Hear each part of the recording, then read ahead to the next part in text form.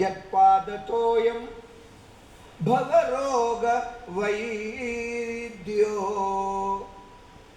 యత్పాదపాంశు విమలత్వ సిద్ధ్యై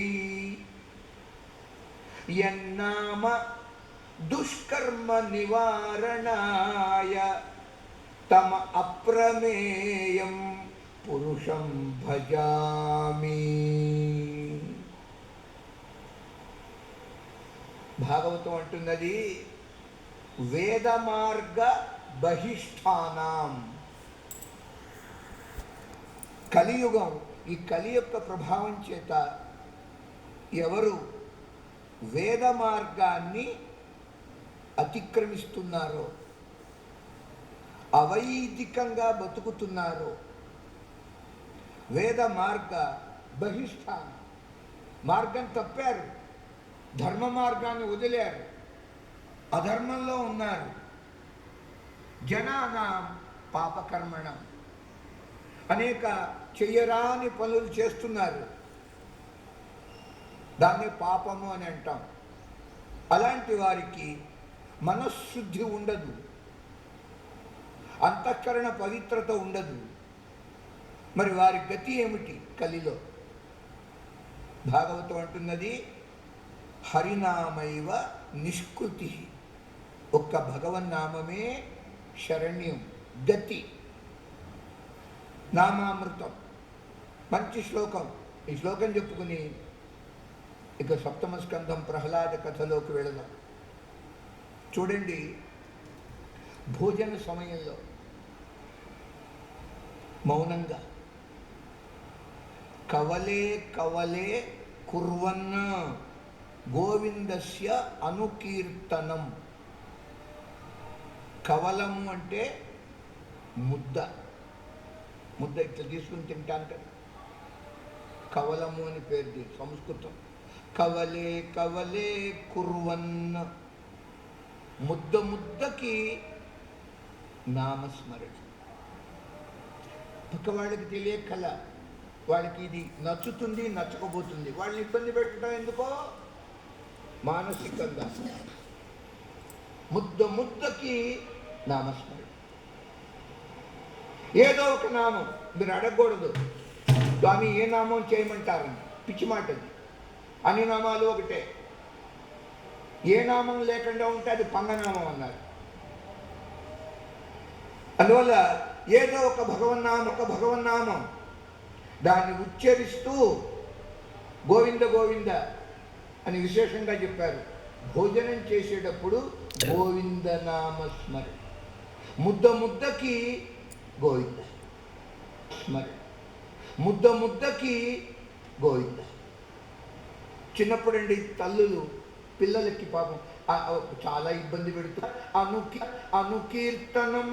అలాగా ముద్ద ముద్దకి గోవిందనామస్మరణ పూర్వకంగా ఎవడైతే భోజనం చేస్తాడో చూడండి, వాడు నిత్యోపవాసి అవుతాడట.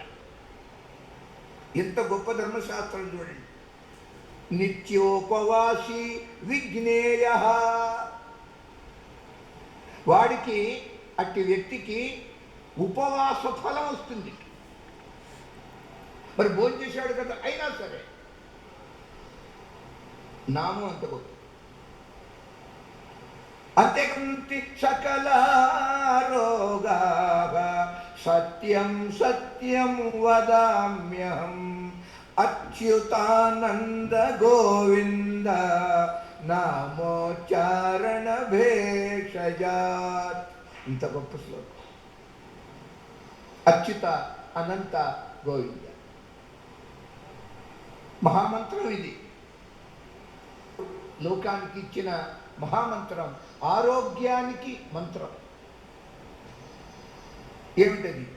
అచ్యుతాయ నమః, అనంతాయ నమః, గోవిందాయ నమః. 3 నామాలు. నామత్రయాస్త్రం అంటారు దీన్ని.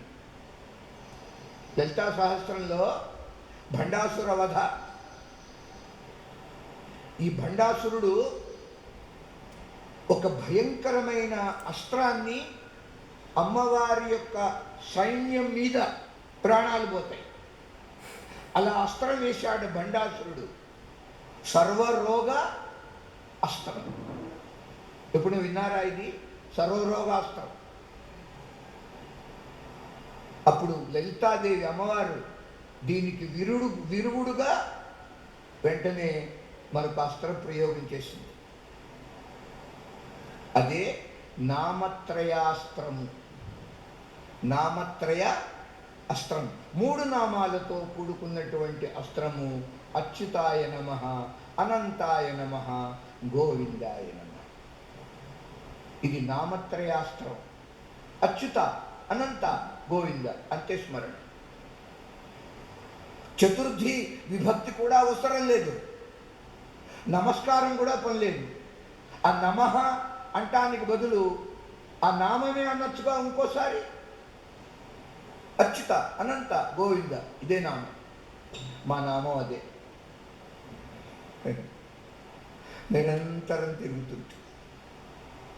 ఇలా చెప్పుతున్నా లోపల నామం. అచ్యుతానంత గోవింద నామోచారణ భేషజాత్ నశ్యంతి సకల రోగా. ఈ మహామంత్రాన్ని లోకానికి ప్రసాదించినటువంటి వాడు శ్రీ మహావిష్ణువు యొక్క అంశావతారమైన ధన్వంతరి. అందువలన అజామిలుడు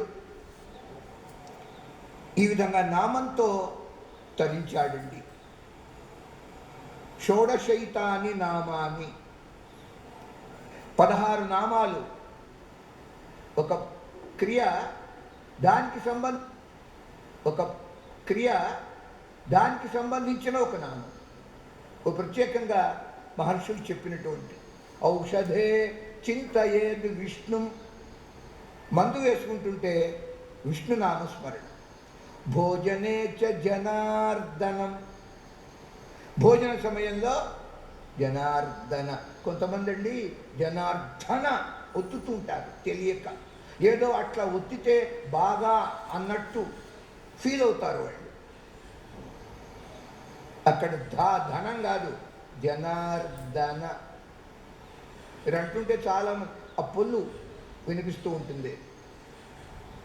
జనార్దన, జనైః అర్ధ్యతే ఇది జనార్దన.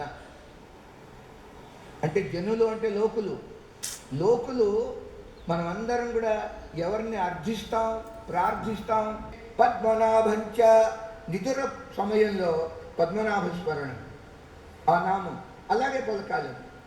వివాహే చ ప్రజాపతిం, యుద్ధే చక్రధరం. యుద్ధ సమయంలో చక్రపాణి, చక్రధరుడు పరమాత్మ, ఆ నామం. ప్రవాసే, దేశాన్ని వదిలిపెట్టి విదేశాల్లో ఉన్నాం, ఎక్కడో ఉన్నాం, అట్టి సమయంలో త్రివిక్రమ స్మరణ చేయాలి. ప్రవాసే చ త్రివిక్రమం. ఇక నారాయణం, ఈ నామం ఇప్పుడు తనుత్యాగే. శరీరాన్ని విడిచిపెట్టేటప్పుడు నారాయణ నారాయణ. ఎవడన్నా మిత్రుడు కానీ బంధువు కానీ చనిపోయినట్టు వర్తమానం నారాయణ స్మరించాలి. ఇట్లా వార్త విన్నటువంటి మనము నారాయణ స్మరణం చేశామనుకోండి, ఈ పుణ్యం వాడికి వస్తుంది. ధరం ప్రియ సంగమే. దాంపత్య ధర్మ సమయంలో శ్రీధర స్వామిని తలుచుకోవాలి. ప్రియ సంగమే శ్రీ స్మర. పీడకలు వచ్చింది, భయపడతాం, మెళుకు వస్తుంది, ఇప్పుడు ఏం చేయాలి? గోవిందం, గోవింద అనే నామాన్ని పలకాలి. దుస్వప్నే స్మర గోవిందం. సంకటే, పెద్ద ఆపద వచ్చింది, క్రిటికల్ పొజిషన్, క్రైసిస్ అంటారు. సంకటంలో ఉన్నాం. మామూలుగా ఇప్పుడు ఈ కాలం సంకటంలో ఏం చేయాలంటే వెంకటరమణ అంటారు. సంకటే మధుసూదనం. మధు సుధ లేదు. కాననే నారసింహం.